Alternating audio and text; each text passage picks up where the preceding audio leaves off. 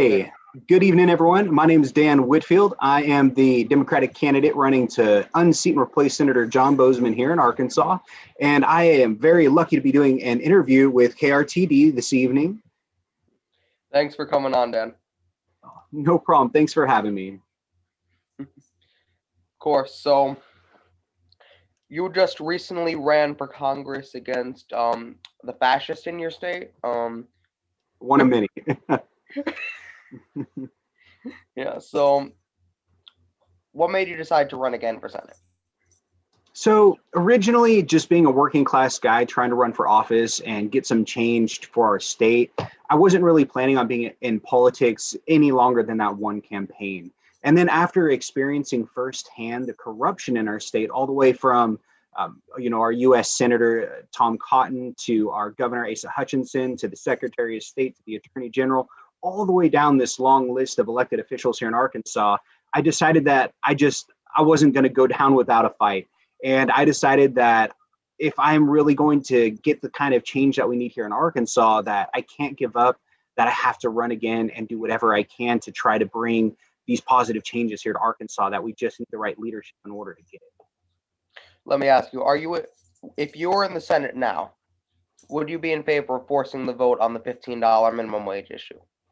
Yes, I do support a $15 an hour livable wage. I'm honestly really surprised that we had 8 Democrats vote against raising our minimum wage. And from $7.25 to $15 an hour, I know it is a fairly large increase, but the problem is that our minimum wage hasn't increased in a decade. We have stagnant wages while we're seeing just wealth inequality balloon to a point that our society we've never seen before. We have ginormous wealth inequality. We have ginormous wealth gains by the richest 1/10 of 1%, while everybody else is just kind of struggling, trying to figure out how they're going to pay their bills, just working 1 or 2 or 3 jobs just to barely get by. And I do support the $15 an hour minimum wage. Again, I was surprised 8 Democrats voted against it. But then when you look at their net worth, these 8 Democrats' net worth combined is about $50 million. So how can we expect someone who's so out of touch with what it's like to be a working class American to see the impacts that a $15 minimum wage would have on people's lives? Now, there is a way for them to still get it in the bill. You need either 1 senator or 6 congressmen to block this bill, and they can renegotiate. Are you in favor of that? Or do you think they just need to go forward with the bill now? It's hard to say because we see similar issues like this all the time in our legislative sessions where people need relief and they need it right now. And then there's just this one part of a bill that is going to hold that much needed relief back. A good example would be with AOC. AOC campaigned against ICE, about abolishing ICE, defunding ICE, all these different things against ICE. And then in her first year serving in our government, she actually voted to fund ICE and to expand their funding. And a lot of people couldn't understand, why would you campaign for abolishing ICE and then go and vote to give them money?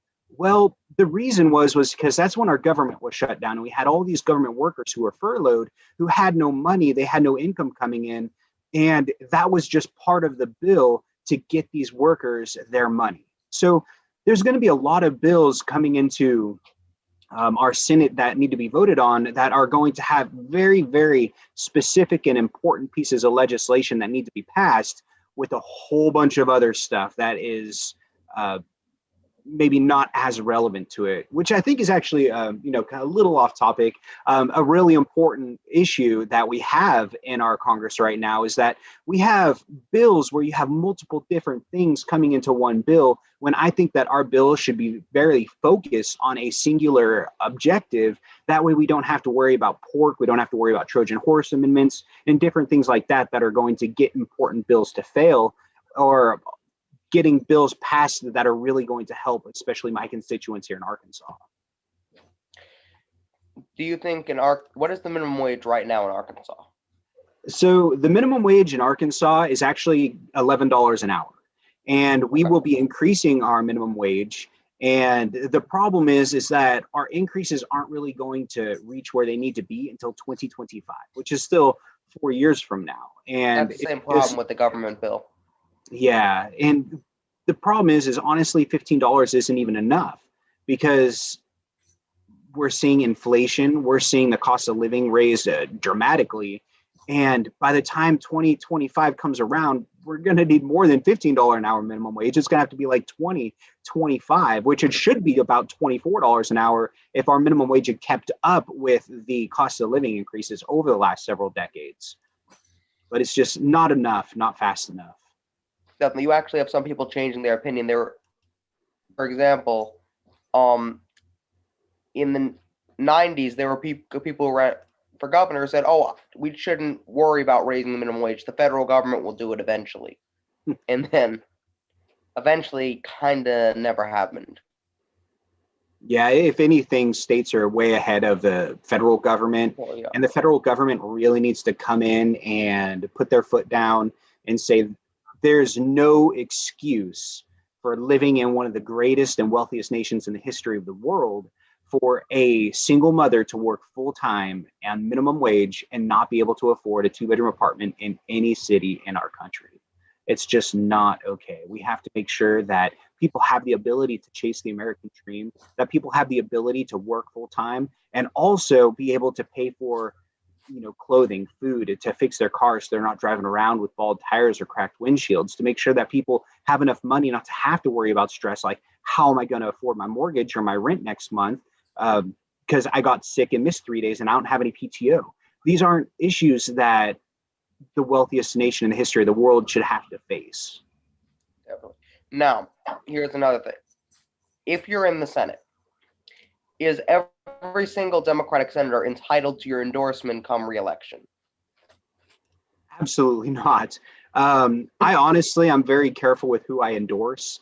I gave out a handful of endorsements for this last election, and the endorsements that I gave out, they were all progressive candidates. It doesn't matter if you're a Democrat or Republican, a Libertarian, a Green Party, an Independent, a Alien Party. I don't really care what party you are, as long as the values that you represent, that you want to bring to our society, are values that I agree with, such as like Medicare for all, taking care of our climate and ending this pay to play mentality in our government where we have allowed our politicians to be bought and paid for by billionaires and special interests. I want progressives in office. I So don't to be care. clear, if you're in Congress and let's say your former opponent, Senator Tom Cotton, is up for re-election, Mhm. and there's a corporate Democrat running against him, but there's also a Green Party candidate, do you throw your endorsement behind the Green Party candidate who's in favor of Medicare for all If and the living Green wage? Party, if the Green Party candidate was in favor of Medicare for all and the Democrat was not, I would throw it behind the Green Party member. Like I said, I think that I don't think party policies are going to bring us the change that we need. And I think that this is going to be a really important topic for people to be talking about over the next couple of years, because if our Senate continues the way that it is right now, we're going to get slaughtered in the 2022 midterms. It's going to happen. Will you be willing to call out people in your own party if you make it to the Senate? Will you be willing to call out corruption from people within the Democratic Party, not Yeah, just the Republican Party? absolutely. I will always call out corruption no matter how unpopular it is, even if my constituents may not like it. The truth is the truth, and sometimes the truth hurts. But the only way that we're going to end that kind of corruption is by calling it out, taking a stand, and making sure that the public knows what's going on. That way we can fight back the one way that we actually can, which is on election day. Okay. Recently, Elizabeth Warren put forward a wealth tax. Is that something you'd support? Wealth taxes are really difficult. I don't want to overly burden people with taxes. I do consider myself fiscally conservative. I don't think that employees should be taxed 30% of their income just for working. I don't think employers should be taxed 30% of their income just for hiring you to work. It's I a 2% tax, I believe, everybody above 50 million on your 51st millionth dollar, and then it's a 3% tax, I believe, if you're over 100 million Yeah, for Warren's specific plan. for that specific plan. And I think that that's fine, because all I really want to see is I want to see if you and me and our families, we're paying 25 to 30% in taxes. I think that billionaires and like millionaires usually pay their taxes, but it's when you start to get into the several hundreds millions. But the people who are currently paying $0 and evading taxes nearly altogether, I think that they should be paying 25% just like us. That's their part of their contribution to society. And I know I hear people like Bill Gates complain, oh, well, I've paid more taxes than anybody else. I've paid $10 billion in taxes. Well, that's only like 10%, guy. I mean, I thank you so much for paying 10 billion in taxes, but realistically, you should have paid like 25 billion in taxes. So you should be happy with your tax evasion loopholes and just kind of sit quiet in the corner over there while the rest of us spend a third of our income on taxes just so that we can barely get by. How many corporate donors do you have? I have 0 corporate donors. No, with my campaign, when I ran as an independent against Senator Tom Cotton last year in the 2020 election, I actually had 100% of my contributions were from individuals, and 80% of my individual contributions were in quantities less than 200. The other 20% were quantities between 200 and 1,000. And I'm very, very proud to say that my average donation was about $29. So it was as grassroots as it could get. I didn't take money from political parties, PACs, or corporations. So will you reject any any PACs that form to try to support your campaign? It's going to be a little bit different running as a Democrat. As an independent, having a grassroots campaign, I showed that it can be done. And it's also really... Or let me put this differently, any corporate PACs. I won't take money from special interests or corporate PACs. Like, I'm not going to take money from the fossil fuel industry, health, or pharma.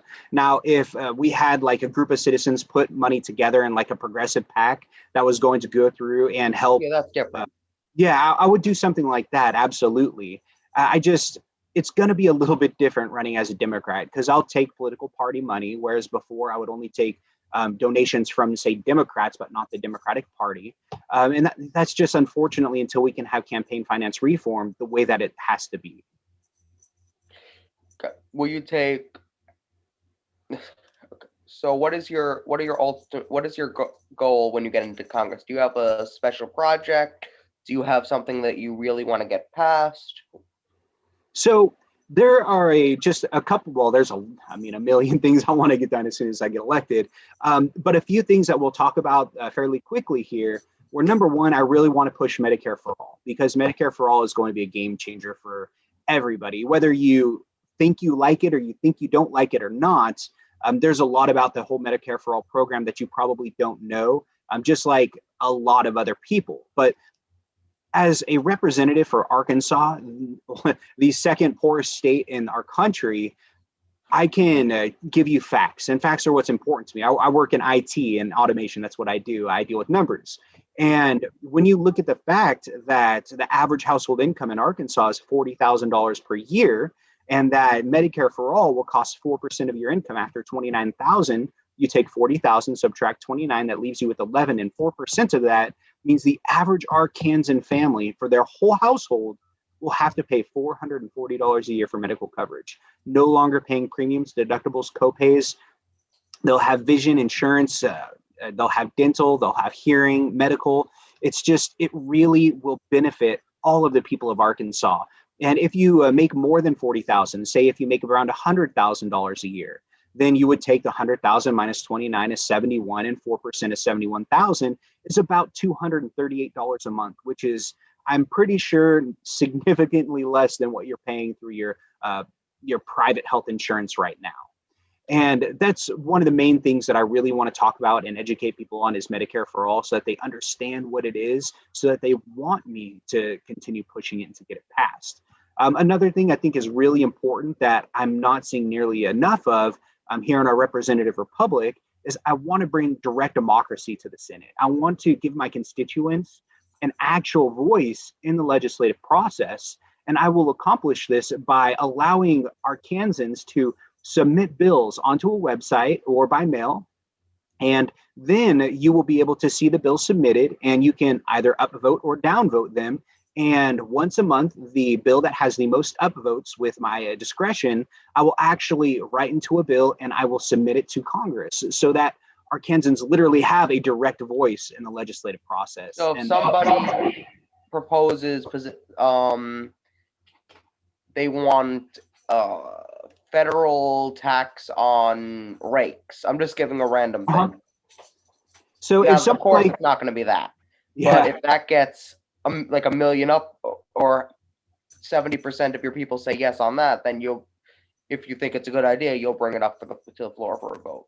yes, if it was something, silly like that, I would probably still do it. The only reason that I would actually not submit a bill that was chosen as the most popular would be if it was, harmful towards somebody, or if it was in bad taste or something like that. So someone said, I want to lower the taxes of billionaires by 90%, and somehow that got all the upvotes. No, something like that, I would submit. If someone said they wanted to lower billionaire taxes by 90% and it got, 700,000 upvotes or something like that, and people really were paying attention to it and excited about it, I would submit that bill. That would be my job as the extension of their voice. Now, will people be able to come to your office? Like, are you going to do something open door policy or appointments or whatever? And do So they have I've to come with already, a check? yeah, absolutely. I've actually pledged to hold 12 town halls per year here in Arkansas. So even if I have to spend money out of my own pocket to fly back home to come here and hold a town hall, that's what I'm going to do, because how can you represent your constituency if you don't even listen to them?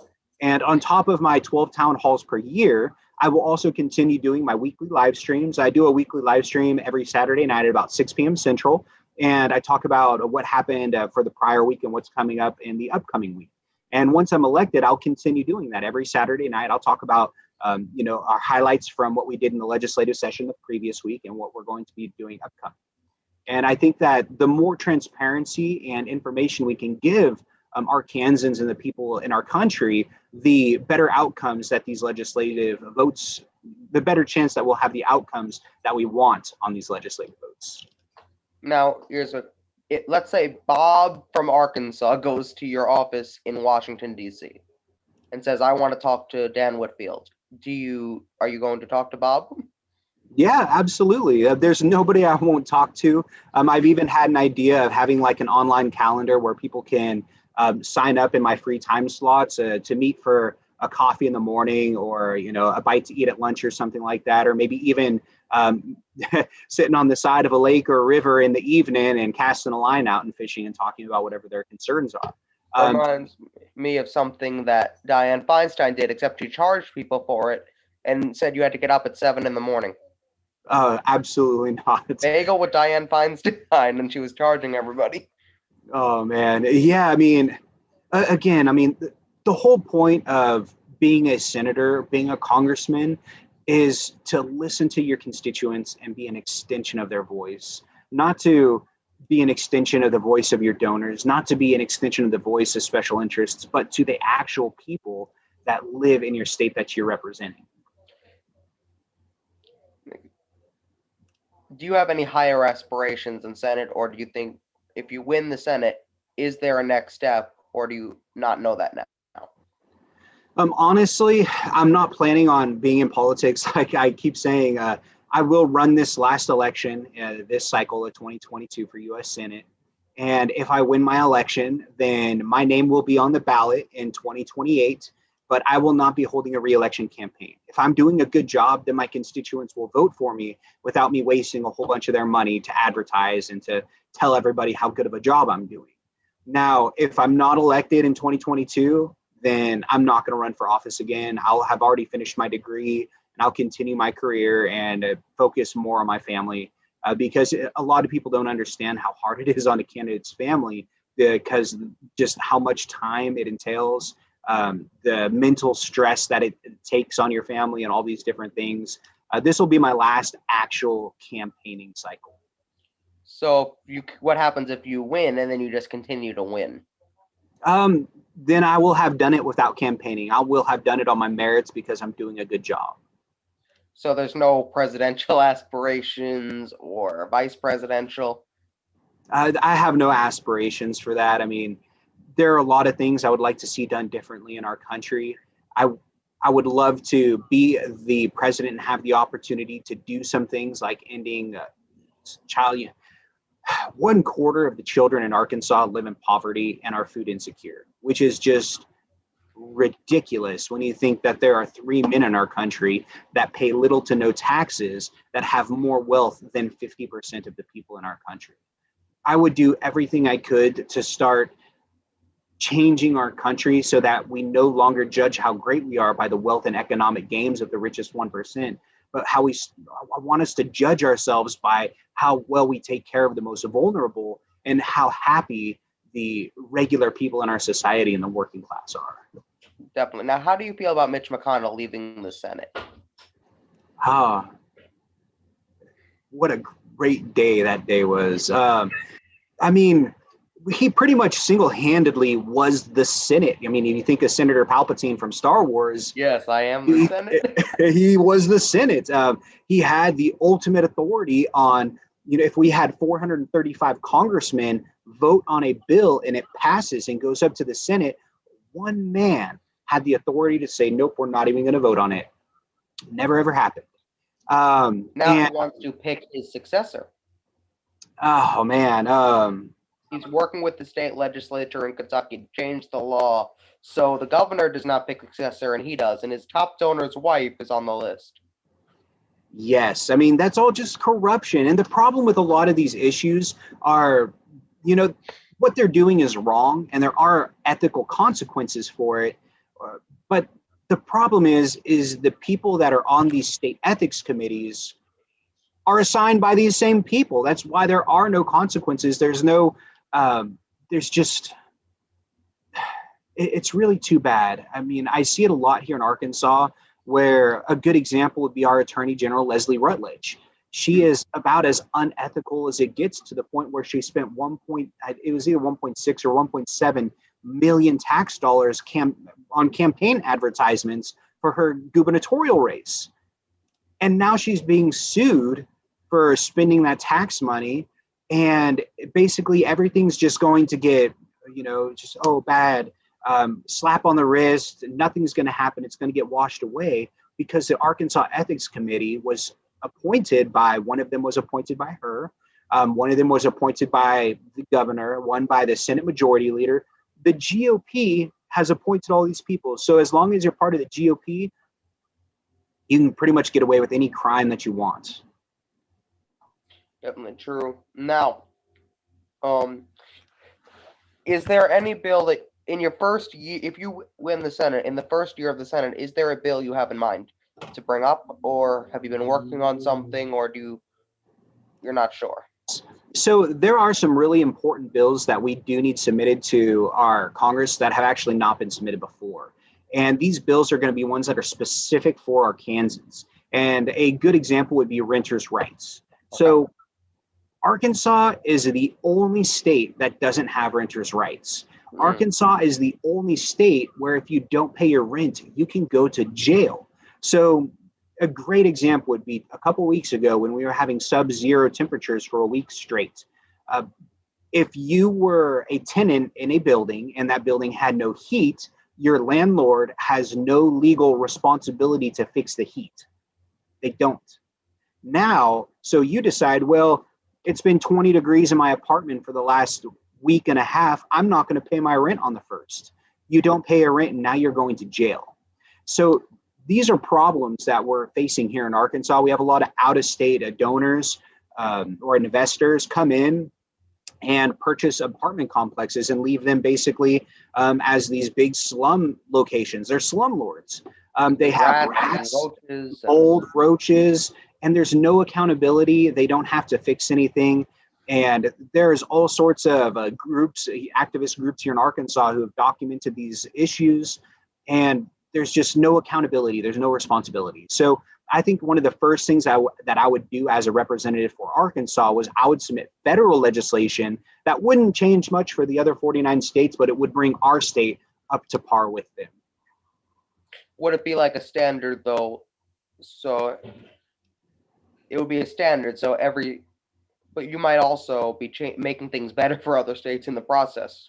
Yeah, I mean, anything like that would be better for any state that doesn't have the level of protections for tenants that they should have. but most states at least have some, and Arkansas has none. That's ridiculous. It is. So if let's say I'm Leon Cooperman, for example, I can go into Arkansas and I can go to 3rd Avenue and buy an apartment complex, and I don't have to do anything, and everybody has to pay rent. Of course, you would pay an inspector, and an inspector would come. But depending on who that inspector is, maybe I get my buddy to inspect. Yes, and maybe that inspector does your inspection, and now next week he's in Cancun on a cruise paid for. Who knows, kind of thing. And like I said, there's just no accountability. But yeah, you would be okay as long as you passed your inspection. You could charge your rent, and then if people don't want to pay your rent, you could evict them, or you could have them, theoretically put in jail until they do pay you. That should definitely be changed. Yeah.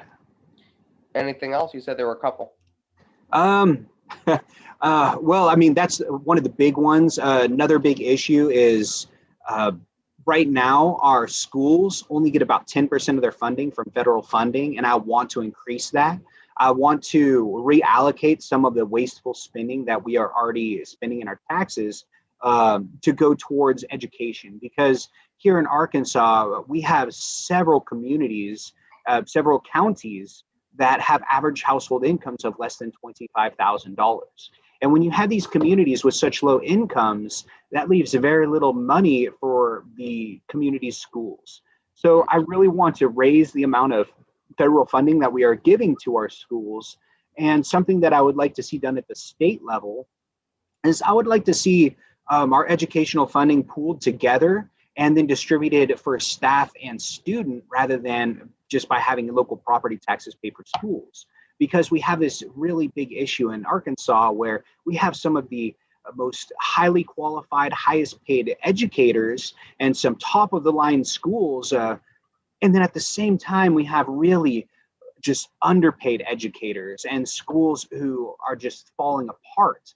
And the amount of educational diversity that's out there is just, it's not fair to our children. And I would like to see something like that changed here at the state level, if not even at the federal level.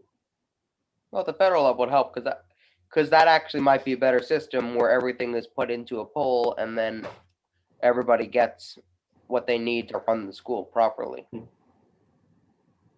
Yeah, I think that would help a lot, because I think education is going to be one of the most important aspects of our society that we really need to reinforce and reinvent, because our educational system should be, set straight towards teaching our children the skills that they need to succeed in life and their careers, where I feel like a lot of our schools nowadays are just kind of put there as babysitters, just so that the parents can go to work. And I don't think that that's what education and schooling should be.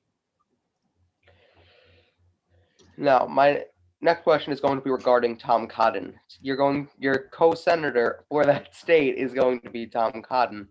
If you win, do you have any plans to endorse a challenger to Tom Cotton's left?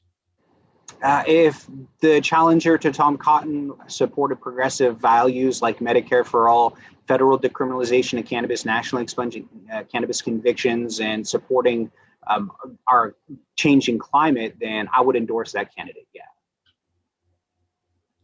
Now, everybody knows in the country Tom Cotton's bad. Tom Cotton's gearing up to run for president. Everybody knows that. Why don't you tell us a little bit about John Bozeman? So John Bozeman, he's a lot less known. He's really, really good at flying under the radar. A lot of people don't even know who he is. And you can look up popularity research projects that have been done online. And if you look at if you look at the list of most popular versus the least popular senators, I found it very interesting that Senator John Bozeman he had the highest margin for don't know.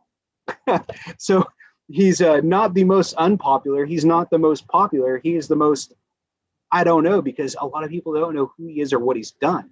I believe he's only actually sponsored and submitted 4 bills that have passed in his 16 years in Congress. And 4 bills is just not enough. If you break it down, basically he's charging Arkansan taxpayers about $500,000 a bill to submit.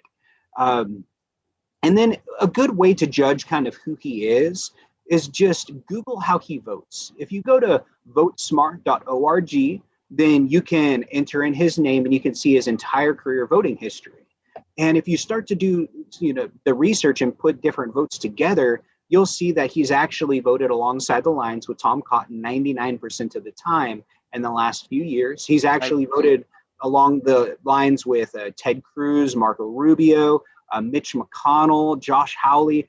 All of these GOP senators are voting the exact same way. So just because you may not know his name or know who he is, it does not make him any less legislatively dangerous to our society. It's just nice that he doesn't go around shouting things like slavery was a necessary evil and no quarter and things like that. Wait, you're not giving him credit here. 1% of the time he doesn't vote with Tom Cotton. You're not giving him credit here. 1% of the time, yes. Good job on that 1%. But we need real fundamental change, and we're not going to get fundamental change from these career politicians who have shown that they're not interested in fundamental change. They're interested in nothing will fundamentally change and keeping the status quo. Have you received any endorsements for your campaign yet? It's really early in a campaign to start getting endorsements, especially running as a party candidate. Most candidates aren't going to get endorsements before a primary, especially because if they have another party candidate come up, they don't really want to side rail them. Man, I'm sorry. My hair is getting so long. It's bad. I need a haircut. I'm waiting to get my vaccine so I can go out and get one. But I have not gotten any endorsements at this time. We haven't really been seeking any endorsements. A lot of people are still saying it's too early to announce and to run and to start a campaign, especially after this crazy election we just had a few months ago. But what we're seeing here in Arkansas right now, we don't have time to take a break. We just passed the Stand Your Ground law. We just passed an anti-abortion law that is unconstitutional. Our state has become completely partisan to the point where we have 78 Republican state legislators and 22 Democratic state legislators. And basically, the GOP is just passing whatever they want at this point. So do you go there? You're in the Senate. Do you start supporting primaries on the state level? Oh, I've already started supporting primaries at the state level. We have to build a coalition. We have to organize and mobilize together if we're going to start to get real change here in Arkansas. I really want to see Arkansas flip blue in 22. I think it can happen. It's just going to take a lot of change. And a good example would be filing fees, because right now to run for a state Senate seat, it costs $4,500 for your party filing fee. To run for a state House seat, it costs $3,500, which if you think of the average household income in Arkansas is $40,000, that's 10% of the average Arkansan's income. A lot of people can't afford to enter a race like that. So that's why we ended up with 66 Republicans running unopposed last year. What we need to do is we need to drop our filing fees, find candidates in every single county, every single district, make sure that we do not have 66 Republicans running unopposed. Make sure these Republicans, if they are going to win their seats, they actually have to get a vote. Because we have Republicans sitting in our state legislature right now who've never received a vote. They're serving like 2-3 terms and they've never had an opponent. They've run unopposed every single year. And these are different things that we need to change, and it's going to take just massive mobilization to do it. Now I want to ask you another thing about regarding endorsements. Does let's say you're in the Senate, you won your race or whatever, and the presidential primary is coming up again. Mm-hmm. How do you decide who to endorse during the primary? Whoever supports progressive policies. I'm really a policy over party kind of person. Honestly, if none of the Democrats supported Medicare for all and Medicare for all still wasn't on the table, and there was a Republican who came in supporting Medicare for all, I'd support the Republican. And if it was an independent or a libertarian, it doesn't matter what their party is. It's completely their policy and ideology for me. So let's say the nominee of the Democratic primary does not support Medicare for all. They don't get your endorsement. No, I would focus on other races, because a lot of people forget how important down ballot races are, which we're seeing, especially with what happened in Georgia and how we were actually able to start getting, the majority in the Senate. I would focus on the down ballot races and try to help out the best I can there. Would you consider endorsing a third-party candidate who did support Medicare for all in that case? Absolutely, yeah.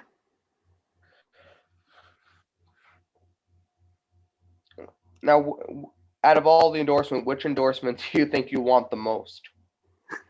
Which one do I personally want the most, or which one do I think would help my campaign the most? Let's start with personal. Bernie Sanders. I would just, oh man, I couldn't imagine the feeling that I would have if I got an endorsement from Bernie Sanders or AOC. One of these big game changers who has made such a dramatic impact on helping wake up people to the corruption in our government and to get them motivated to start running for office. That would be just amazing. And I think that an endorsement from someone like Bill Clinton would really hold a lot of weight down here in Arkansas. So I would say that would be probably the most important endorsement I could get, would be from President Bill Clinton, if that ever was possible. True. Although, don't forget, Hillary doesn't like Bernie, so Bernie endorses you. She might say to her husband, don't endorse that guy. Yeah, I'll let them keep their family politics to themselves, and I'll just try to do the best I can to help Arkansans here in Arkansas. I forgot, Clinton was the governor of Arkansas, right? Yeah, and he did an amazing job. I mean, people down here love him, Republicans, Democrats alike. He did a lot of good things for our state. Yeah. So,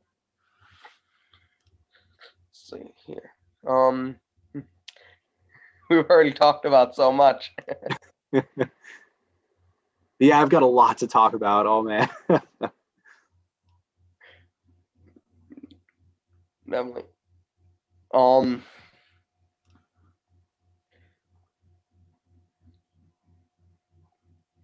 So what are your thoughts on the fact they want to decrease in unemployment insurance to $300 per month?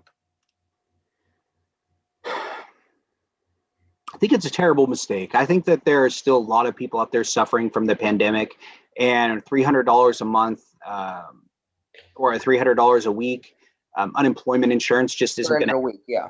Yeah, it's not going to help enough in many of the cities and urban areas that are still suffering from really high unemployment numbers. I think honestly, it needs to be closer to the $600 a week, and or maybe at the very least, kind of weigh it on the average cost of living in the different areas or something like that.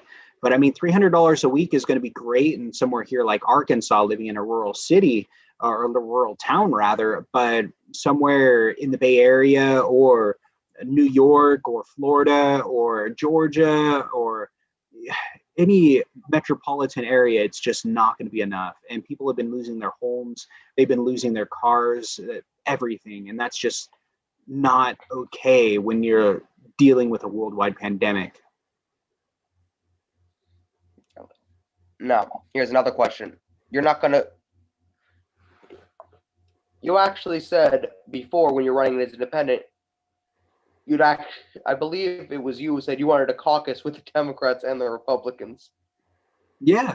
And I still would love to do that. I mean, there's really not a whole lot that's going to change about who I am or what I believe because I'm running as a Democrat and not an independent. I still want to do the same thing. I want to bridge the gap. I want to mediate solutions between the two parties. And the only way we can accomplish that is by caucusing with, say, the Democrats, and then relaying the Democrats' concerns with Republicans, listening to their concerns and relaying them back and forth across the aisle. Just because I have a D in front of my name, I don't think that that's going to change the way that I want to help bring change to the way that our government is working. Here's a question that's going to be very important. Will you accept a debate will you accept the debate with someone who's not a Republican while you're running for office? If someone, let's say the Libertarian, calls you and says, will you debate me? Yeah, I think debates are really good for campaigns because what a debate is going to do is it's going to really push you with hard questions. And whether you answer a hard question in a positive way or a negative way makes a big impact on your campaign. So I don't think there's ever a time when it's not a good idea to debate. I would debate a Democrat. I would debate a Libertarian, a Green Party member, an Independent, or a Republican. It doesn't matter to me their party affiliation. I just want to get down to the bones of what do you support and why? And I want you to ask me, what do I support and why, so that I can help amplify that message out to more people. So you're not going to ignore. A lot of Democrats will run broad, but they're like, it's only me and the Republican. We're going to ignore everybody else. And I mean, they do have a political strategy for that, because historically, it's really not a good idea for a Republican and a third party, or a Democrat and a third party, to debate without the Republican and the Democrat there together, because all it's going to do is get more votes for the one party that's not there. It's just, there's nothing to be gained from it, which is why I understand why they do it. But personally, again, I'm an open book and I'm not a politician, and I may not do everything to the best political strategy, but I'll still do what I believe is right every time. So it's on principle that you would agree to debate them. Yes. Now, are there any of them who are going to be running, or you don't have any idea at this early stage? No one is announced at this point. So it could literally just be you and the Republican. There's probably a pretty good chance of that happening, because there are going to be so many important seats up here in Arkansas in 2022. We have our governor race coming up, a lieutenant governor, a secretary of state, attorney general. We have, and then of course, all of our state legislative seats and half of our state Senate seats. So we need like 200 candidates to come forward and run for different positions. And I think for a Democrat even to announce against me right now in a primary, I think would be just it wouldn't be very tactful. It would be just not a very good idea. I think what we should do is we need to make sure we have candidates for every position. That way we don't have any Republicans running unopposed, because we have a lot of very dangerous GOP candidates out there right now, such as Leslie Rutledge, Sarah Huckabee Sanders, Jason Rappert. There's just so much harm that these people can do to our state over the next decade if we allow them to continue their control over it. The Democratic Party might say, you're right about that, except that you can't be the candidate because you support Medicare for all. And you know what? If they want to do that, by all means, let them primary me. I've already got the money for the filing fee, cash on hand. So I will pay their filing fee. And if a Democrat runs against me, I mean, let them. I honestly, I kind of hope they do, because like I said, we're going to debate. We're going to get our ideas and our values down to the core out there, and we're going to be able to amplify our message that much more. And all I can say, if you're a Democrat planning on running against me, I hope you support things like Medicare for all and different policies that are going to help our Kansans, because if you don't, then I'm going to try to do my best to educate the people of Arkansas why these policies are good and why we need to support and pass them. Yeah. And if Schumer handpicks the candidate who runs against you, you might get someone like who ran against Mitch McConnell. Again, we'll just have to wait and see. I think that being a conservative Republican most of my life to an independent to a now new Democrat, I think that really gives me a good shot to actually get a lot of Republican and third party votes here in Arkansas. People who would much rather vote for, say, an outsider like me than they would want to vote for a Democrat. Because a lot of people are, again, tired of Senator John Boozman, and a lot of them may not necessarily want to vote for a Democrat or like an establishment Democrat, but an outsider Democrat. I think that they're more open to at least listening to what I have to say. Well, you're definitely right about that. If you noticed, Andrew Yang appeared as an outsider during the Democratic primary, and believe it or not, about 50% of his supporters were Republicans. Mm-hmm. Yeah, and I mean, it just goes to show that our parties are really broken right now. It doesn't matter if you're a Republican or a Democrat. We're facing a lot of the same problems. We're facing low wages, high taxes, and a crumbling infrastructure. And we all face these problems together. So as we start to come together to address and to tackle these problems, we're going to have to start voting in a less partisan way. Definitely. Now, how often do you do your streams where you talk to your possibly future constituents. Yeah, I do a weekly live stream every single Saturday night at 6 p.m. with my schedule permitting. I don't think I've scheduled anything for any Saturday this month. So yeah, just every Saturday night at 6 p.m. Central. And then I stream them on Twitch, YouTube, Facebook, and Twitter. So in Periscope, you can find any of those there. And then I will end up uploading all of my different interviews and live streams to my website as well for people to see. So if you lose the election, do you continue your streams? That's my next question. I haven't really thought about it, but I would say time permitting, I would. At least that way I can kind of keep different people who had supported me in the past up to date with what's going on with our state legislators, different local bills being passed and things like that. But I probably wouldn't be doing it every single Saturday night. Definitely. Now, do you have the same supporters from last time? Like, I remember you said your campaign had a lot of volunteers last time. Did any of them come with you for this one? Yeah, pretty much everybody. I think there's two people that are kind of just MIA. They haven't said that they're gone, but I know that they, after the COVID started to calm down a little bit, they started working full time again and they've been busy. And like I said, again, it is really early in the campaign season, but I think my supporters are pretty much all the same. I haven't lost many followers. I still have different people watch my live streams and ask me questions, and my leadership team is pretty much the same still.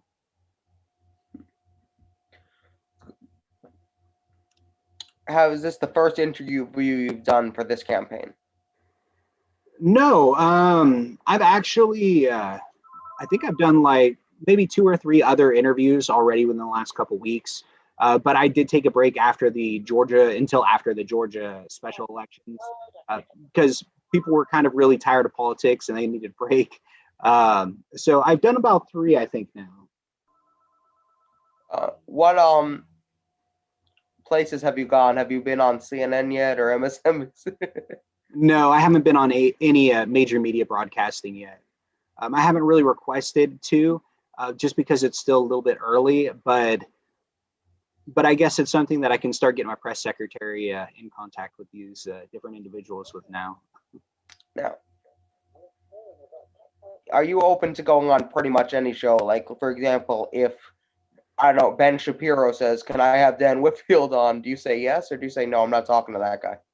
Yeah, I'll talk to anybody. I'll talk to literally anybody.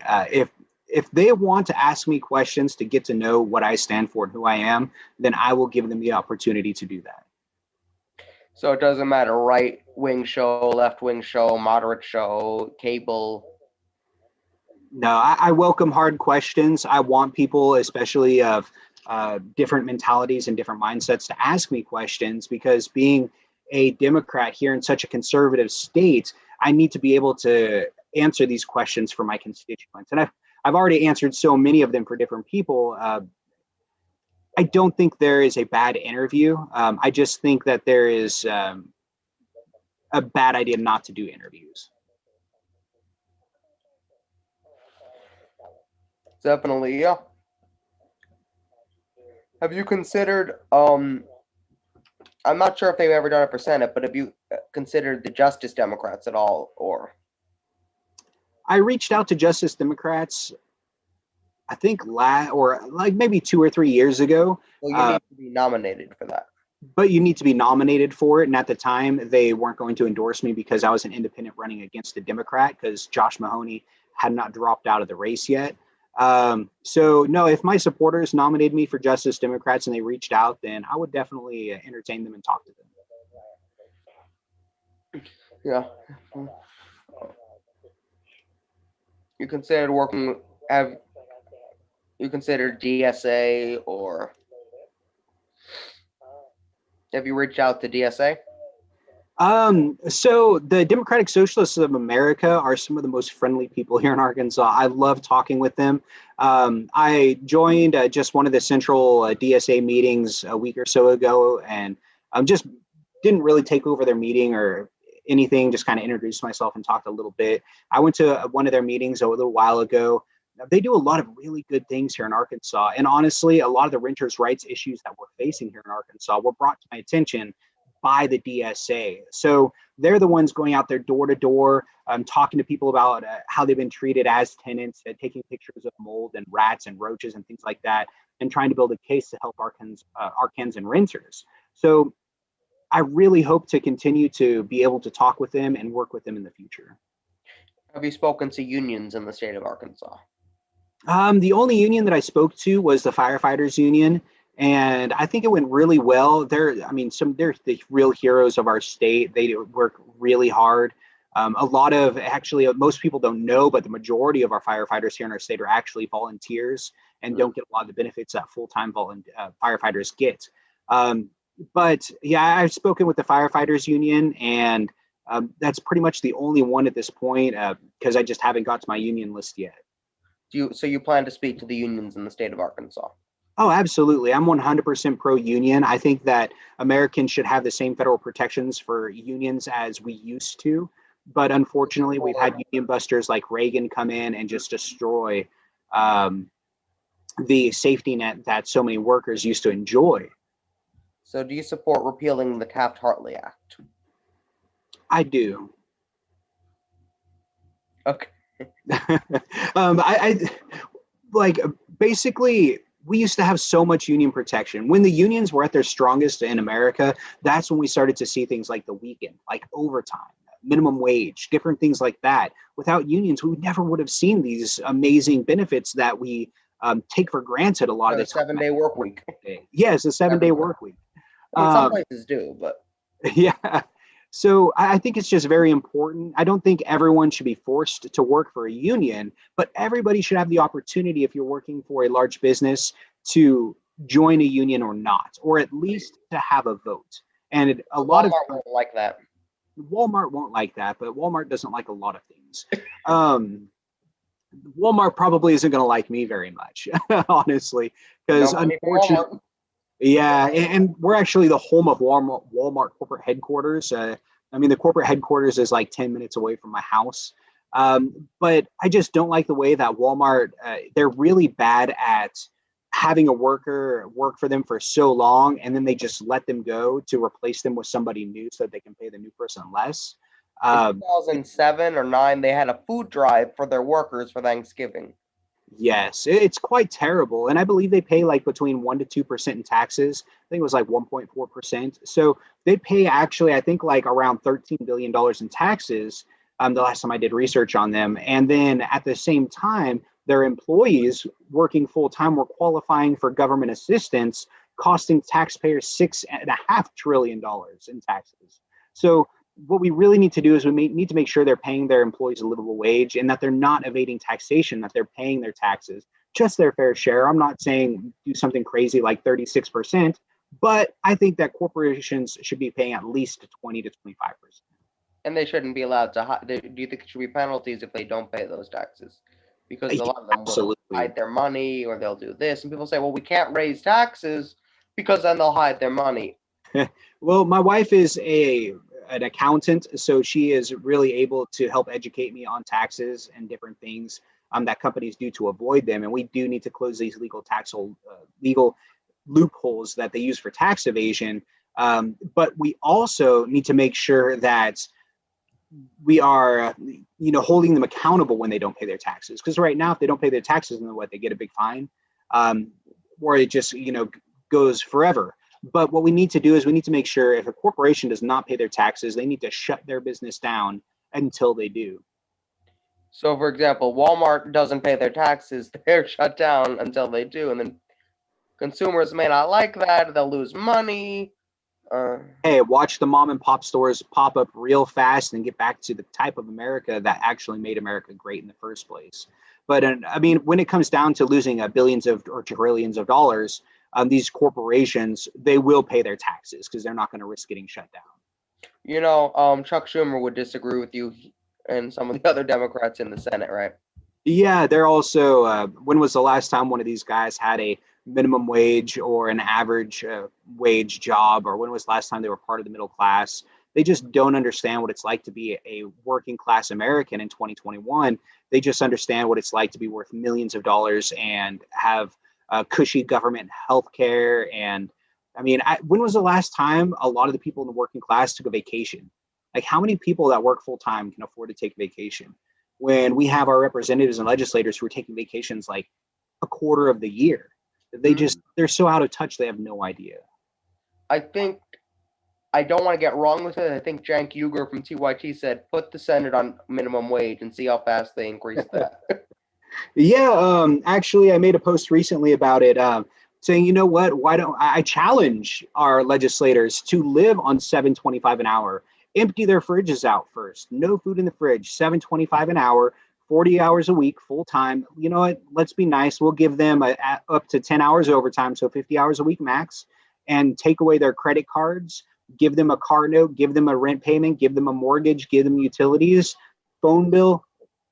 Take away all of their different advantages that they have, and let's see how long they last. I mean, I did it for years, and if I can do it, they can, but wait until they see the difference of lifestyle. Nancy Pelosi won't have her fancy ice cream, though. No more $30 ice cream out of $12,000 fridge. Yeah, probably not. But hey, Bluebell's pretty good, and it's fairly cheap. Walmart's got gallon tubs, $5. They'll have to start eating like the rest of the working class. And you know what? We can even have them do that for like 2 months and then have them do $15 an hour for 2 months and see the difference that it makes on the quality of their lives. And then you know what? For 2 months after that, give them all $30 an hour and let them see the quality of life difference and watch how fast we would have a $30 an hour minimum wage. The corporatists in Congress will disagree with you on this. That's okay. I welcome their disagreements.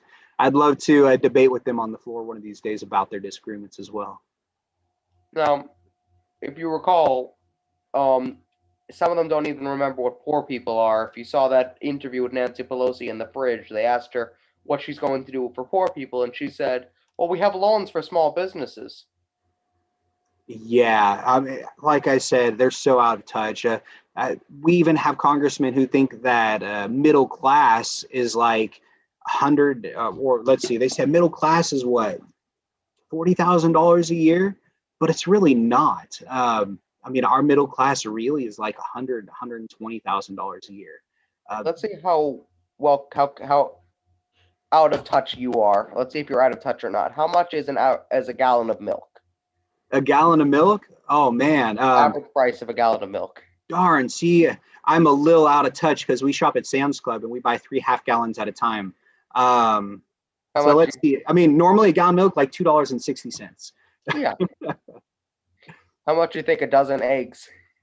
Oh man, I buy them by the 5 dozen. I like eggs. But 5 dozen eggs, let's see, before the pandemic, it was like, I want to say like $4 or $4.90 or something like that for 5 dozen eggs. But now it's like $8. It's a little bit more expensive now. Oh, yeah. How about this? How much is a package of water bottles, like 24-pack? Well, we get Ozarka water because there's no fluoride in it, and I think a case of water, it's like $3.97 or something like that. For how many? For 24, I believe. Yeah, that's yeah. See, if you ask Nancy Pelosi, she would have no idea. She'd be like, "What kind of water? What is it? People fancy? Drink? Yeah, what is it that rich people drink? Is it like here? Nope. Now I'm gonna Google it. All right, it is.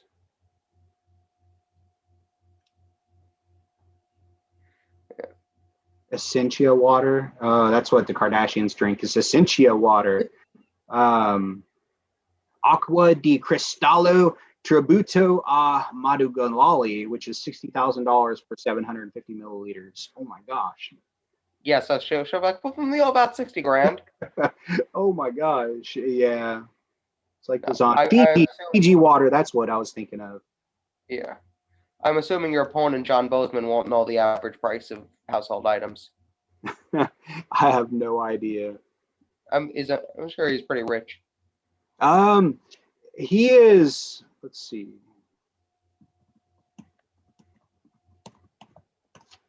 Let's see here. Senator John Bozeman's net worth. Open secrets.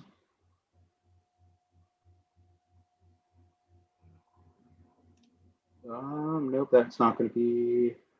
Here's how rich every U.S. senator is. All right.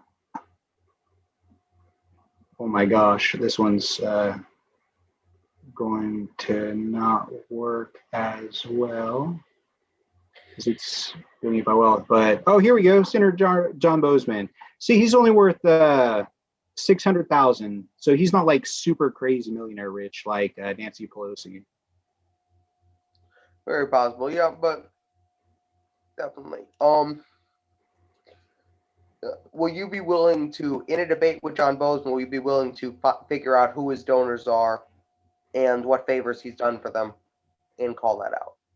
Absolutely. I'll do that to every single politician that I come across, whether they're a Democrat or Republican. If I see a politician taking money from a special interest and then voting in a way that benefits that special interest while hurting their constituents, I will call it out every time.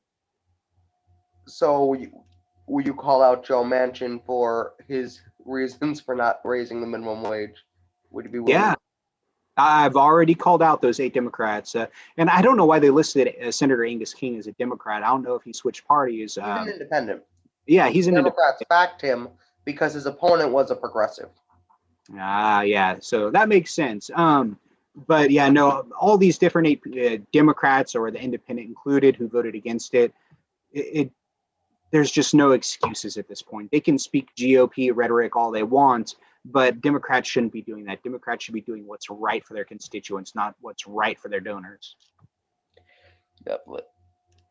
Well, 9 o'clock. Thanks for coming on today. If you could stay for a minute after, I want to ask you a question. And thanks everybody for tuning in to KRTD Chat. I'm sure we'll see you again.